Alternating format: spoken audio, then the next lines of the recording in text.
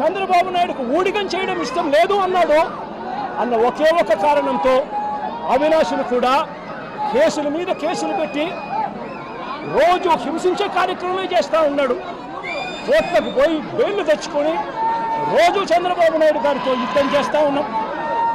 నేను అడుగుతా ఉన్నా, ఏం పాపం చేశారు అని తలసిల రఘురాం మా పార్టీకి సంబంధించిన ఎమ్మెల్సీ నాతో పాటు 15 సంవత్సరాలు నాతో పాటు ప్రయాణం చేశాడు.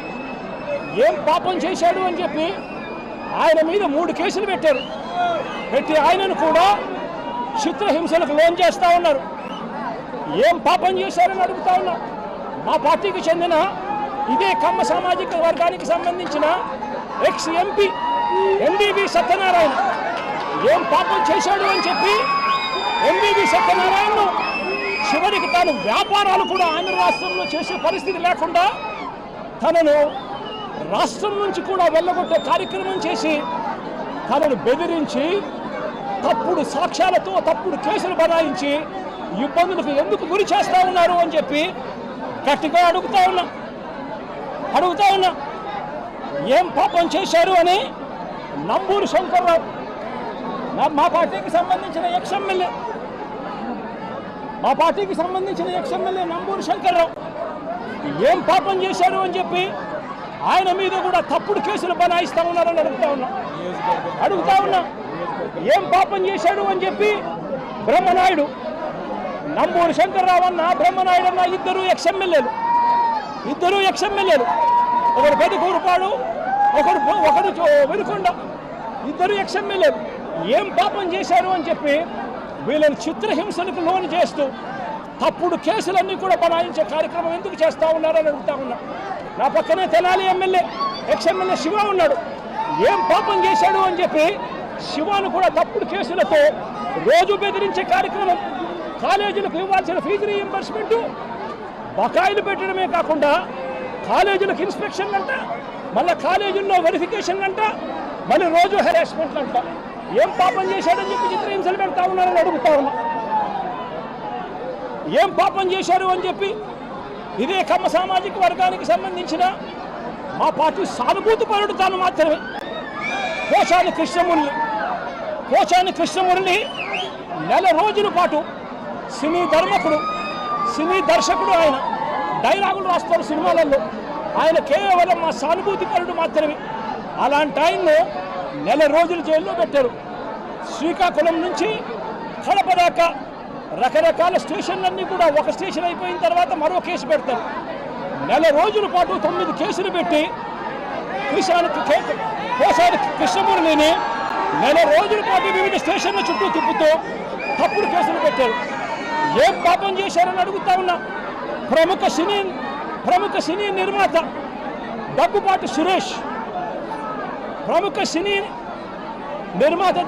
సురేష్ దగ్గుపాటి రామానాయుడు కొడుకు ఏం పాపం చేశాడు అని చెప్పి తనకు వైజాగ్లో తన ల్యాండ్ను క్యాన్సిల్ చేశారు అని చెప్పి ఇదే చంద్రబాబు నాయుడు గట్టిగా నిలదీస్తూ అడుగుతా ఉన్నా. ఏం పాపం చేశారు అని చెప్పి రాజ్కుమార్ను తన భార్య కృష్ణవేణిని మంగళగిరికి సంబంధించిన వాళ్ళు రాజ్కుమార్ అనే వ్యక్తి కమ్మబ్బాయి, కృష్ణవేణి అనే వ్యక్తి కమ్మబ్బాయిని పెళ్లి చేసుకుంది. సోషల్ మీడియాలో చంద్రబాబు నాయుడు గారికి వ్యతిరేకంగా జగన్కు అనుకూలంగా 4 మాటలు రాశారు. వాళ్ళు చేసిన పని అంతకన్నా ఇంకా ఏమీ లేదు. వాళ్ళని ఏకంగా వాళ్ళ మీద 11 కేసులు పెట్టి ఏకంగా నెల రోజుల పైగా వాళ్ళని జైళ్ళల్లో పెట్టి తిప్పారు. ఏకంగా ఆ పిల్లాడు ఫోటో చూస్తే సోషల్ మీడియాలో బాధ అనిపిస్తుంది. లోకేష్ ఫోటో పెట్టి ఆ పిల్లడు రాజ్కుమారు మోకాళ్ళ మీద నిలబడి ప్రాధేయపడతా ఉన్నట్టుగా దగ్గరుండి వాళ్ళ తెలుగుదేశం సంబంధించిన కార్యకర్తలు కొట్టి ఆయనతో చొక్కా ఇప్పించి ప్రాధేయపడేట్టుగా చేస్తా ఉన్నారు. అడుగుతా ఉన్నా, ఏం పాపం చేశాడని చెప్పి మరో సోషల్ మీడియా కార్యకర్త చిన్నపిల్లాడైన ఇంటూరు రవికిరణ్ ఈ ఇంటూరు రవికిరణ్ మీద ఏకంగా రాజమండ్రి పిల్లోడు తాను కమ్మ సామాజిక వర్గానికి చెందిన వ్యక్తి కేవలం చంద్రబాబు నాయుడు గారిని విభేదించినందుకు ఏకంగా 19 తప్పుడు కేసులు పెట్టి నెలల తరబడి స్టేషన్ల చుట్టూ తిప్పారు. నేను అడుగుతా ఉన్నా, ఏమయ్యా చంద్రబాబు, కమ్మారంటే కేవలం నీకు ఊడిగం చేయడం కోసమే పుట్టారా? నువ్వు, నీకు తోడు ఒక ఈనాడు, ఒక ఆంధ్రజ్యోతి, ఒక టీవీ5, మీరంతా ఒక దొంగల ముఠ. మీరంతా రాష్ట్రాన్ని దోచుకున్నది మీరంతా కూడా పంచుకోవడం, ఇది మీరు చేస్తూ ఉన్న పని. మీ పనిలో మీకు చంద్రబాబు నాయుడు గారు అనే వ్యక్తి ముఖ్యమంత్రిగా ఉండడం, మీరు దోచుకునేదానికి మీకు అవసరం. కాబట్టి మీరు దోచుకునేదానికి చంద్రబాబు నాయుడు, మీరు కలిసి గజదొంగలుగా దోచుకునేదానికోసం మీ అన్యాయాలను ఏ ఒక్కవారైనా, ఏ ఒక్క కమ్మారైనా కూడా ఏలెత్తి చూపిస్తే చాలు, అనగదొక్కడానికి ఏమాత్రం కూడా వెనకాడని నీ నైజం చూస్తూ ఉంటే అసలు నువ్వు మనిషివేనా చంద్రబాబు నాయుడు గారు అని చెప్పి చంద్రబాబు నాయుడు గారిని గట్టిగా నిలదీస్తూ ప్రశ్నిస్తూ ఉన్నా. చంద్రబాబు నాయుడు గారిని వెనకేసుకొస్తూ ట్రోలింగ్ చేస్తూ చంద్రబాబు నాయుడు గారికి ఎవరైనా కూడా వ్యతిరేకిస్తే వాళ్ళు కమ్మ సామాజిక వర్గంలో తప్పు పుట్టారన్నట్టుగా వాళ్ళ మీద కక్ష కట్టి ట్రోలింగ్ చేస్తూ ఇదే ఈనాడు, ఇదే ఆంధ్రజ్యోతి, ఇదే టీవీ5, ఇదే తెలుగుదేశం పార్టీకి సంబంధించిన సోషల్ మీడియా వీళ్ళు ప్రవర్తిస్తూ ఉన్న తీరు రాక్షసుల కన్నా అన్యాయమైన తీరు కాదా అని అడుగుతా ఉన్నా. నేను ఒకటే చెప్తా ఉన్నా, ఈరోజు రాష్ట్రంలో రెడ్ బుక్ రాజ్యాంగం జరుగుతూ ఉంది. రేపు సుదీర్ఘంగా 11 గంటలకు మళ్ళీ ఒక ప్రెస్ మీట్ పెట్టి రాష్ట్రంలో ఇవాళ జరుగుతూ ఉన్న కరెంట్ అఫైర్స్ మీద, ఇంకా సుదీర్ఘంగా కూడా చంద్రబాబు నాయుడు గారు చేస్తూ ఉన్న అన్యాయాల మీద రాష్ట్ర ప్రజలందరికీ కూడా కరెంట్ అఫైర్స్ మీద మళ్ళీ వివరించడం కూడా జరుగుతుంది.